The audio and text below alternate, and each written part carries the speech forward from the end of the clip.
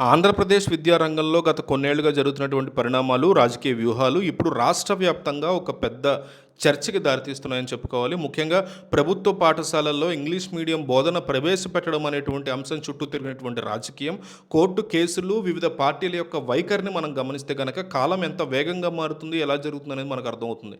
గతంలో ఒక ప్రభుత్వం పేద పిల్లలకి అంతర్జాతీయ స్థాయిలో అవకాశాలు దక్కాలనేటువంటి ఉద్దేశంతో ప్రైవేట్ స్కూళ్ళకి ధీటుగా సర్కారు బడుల్లో ఇంగ్లీష్ మీడియం చదువులను తామే తీసుకొచ్చాము, తప్పనిసరి చేశాము అని వైసీపీ చెప్తూ వచ్చింది. నాడు నేడు అనేటువంటి కార్యక్రమాన్ని జగన్ తీసుకొచ్చి బడుగుల యొక్క రూపురేఖలను తాము మార్చేసామని డబ్బా కొట్టుకుంటుందో పక్క వైసీపీ.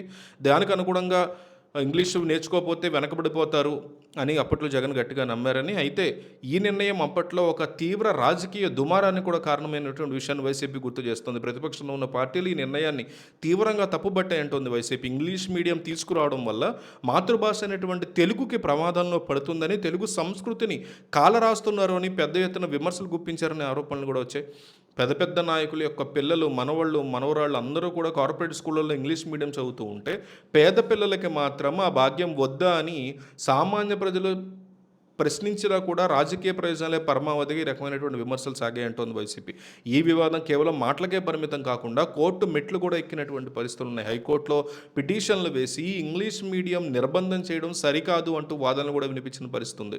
దీంతో హైకోర్టు కూడా అప్పటి ప్రభుత్వం ఇచ్చినటువంటి జీవోల్ని రద్దు చేస్తూ తీర్పిచ్చినటువంటి పరిస్థితి కూడా ఉంది.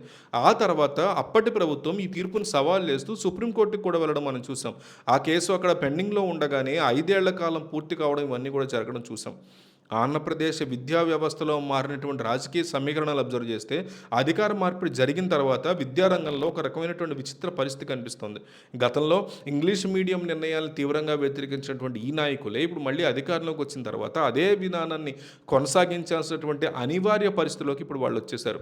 ఇటీవల కొత్త ప్రభుత్వం పాఠశాలల విషయంలో ఇంగ్లీష్ బోధనని సమర్థిస్తూ ఉత్తర్వులు జారీ చేయడంతో ఇప్పుడు అందరూ ముక్కును వేరేసుకున్నటువంటి పరిస్థితి ఉందంటున్నారు.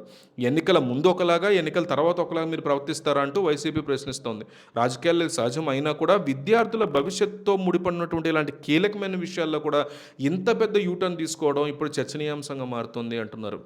గతంలో ఆంగ్ల బోధనల్ని వ్యతిరేకించినటువంటి వారు ఇప్పుడు మళ్ళీ దాన్ని సమర్థిస్తూ నిర్ణయాలు తీసుకోవడం వెనక ప్రజల నుంచి వస్తున్నటువంటి ఆదరణే ముఖ్య కారణం అంటుంది వైసీపీ పార్టీ. ఈ సరికొత్త నిర్ణయం మీద న్యాయస్థానంలో విచారణ జరిగినప్పుడు హైకోర్టు చేసినటువంటి వ్యాఖ్యలు జగన్కు ఒక గొప్ప ఘన విజయాన్ని అందిస్తున్నాయి అంటోంది వైసీపీ. ఇంగ్లీష్ అనేది ప్రపంచాన్ని ఏకం చేసేటువంటి ఒక భాష అని, రాబోయే కాలంలో పిల్లలకి మంచి అవకాశాలు రావాలంటే ఆంగ్ల పరిజ్ఞానం తప్పనిసరి అని కోర్టు కూడా అభిప్రాయపడినటువంటి పరిస్థితి ఉంది ఈరోజు.